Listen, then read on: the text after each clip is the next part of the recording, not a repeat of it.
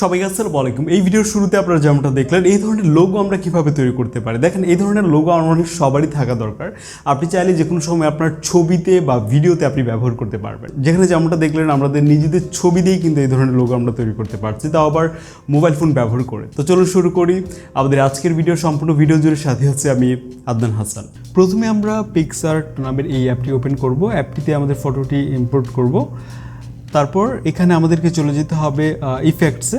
এখান থেকে আমরা কালার্সের যে প্যানেলটা আছে এখানে ক্লিক করব। তারপর এখানে অনেকগুলো ফিল্টার দেখতে পাবো। তার মধ্যে আমরা যেটা ব্যবহার করব সেটা হচ্ছে এটা, বুঝতেই পারছেন। এটা আমরা ব্যবহার করব, আমার কাছে মনে হচ্ছে যে একটু কমিয়ে নিই। ঠিক আছে, এখন আমরা এখান থেকে এটাকে সেভ করে নিব।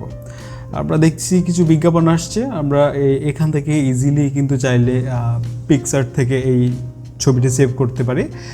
তারপর আমাদেরকে যেতে হবে একটা ব্রাউজারে, যে কোনো ব্রাউজারে যে হচ্ছে আমরা remove.bg যে ওয়েবসাইটটি আছে সেখানে আমরা প্রবেশ করব।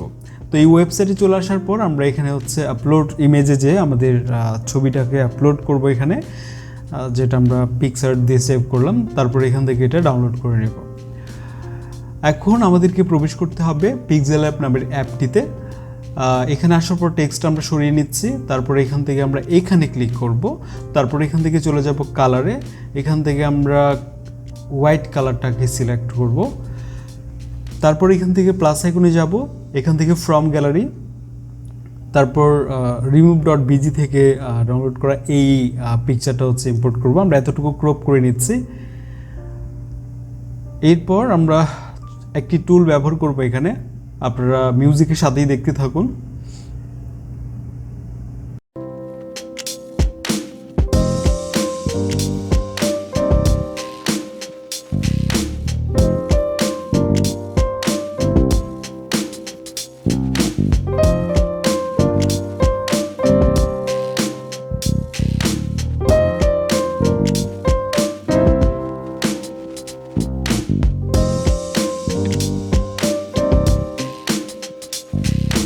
ওকে, এখন আমাদেরকে যেটা করতে হবে, টেক্সট অ্যাড করতে হবে।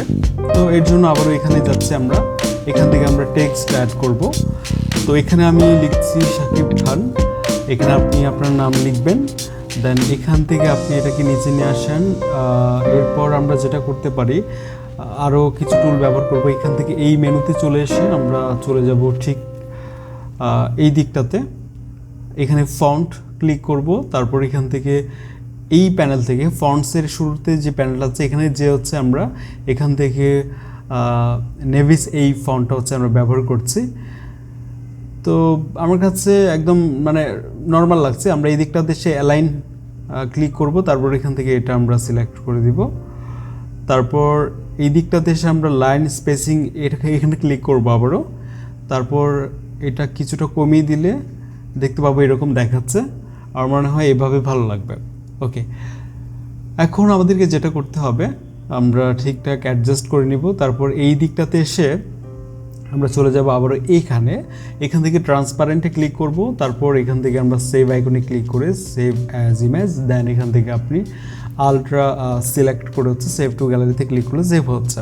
মানে স্বাভাবিকভাবে আপনি যখন পিকচার্টে কোনো ফটো ইম্পোর্ট করবেন এখানে ক্লিক করলাম, তারপর ইউজ ইমেজ ফ্রম গ্যালারি, এখান থেকে আমরা কোনো একটা ইমেজ বা ছবি নিয়ে আসলাম আর কি। তারপর এটাতে আমরা চাইলে কিন্তু আমাদের এই পিএনজি লোগোটা ব্যবহার করতে পারি। যেমন প্লাসে ক্লিক করলাম, তারপর এখান থেকে ফ্রম গ্যালারিতে যে আমরা আমাদের যে পিএনজি লোগোটা আছে এটা আমরা ভিডিওতে বা ছবিতে খুব সহজে কিন্তু এভাবে আমরা ব্যবহার করতে পারি। তো এই ব্যাপারটা আমার কাছে খুবই চমৎকার লেগেছে। আমরা চাইলে এরকম একটা নিজস্ব লোগো তৈরি করেই রাখতে পারি। সবারই একটা পার্সোনাল লোগো থাকা দরকার, যেটা চাইলে আমরা আমাদের ছবিতে বা ভিডিওতে ব্যবহার করতে পারি। দেখা হচ্ছে খুব শীঘ্রই পরবর্তী ভিডিওতে।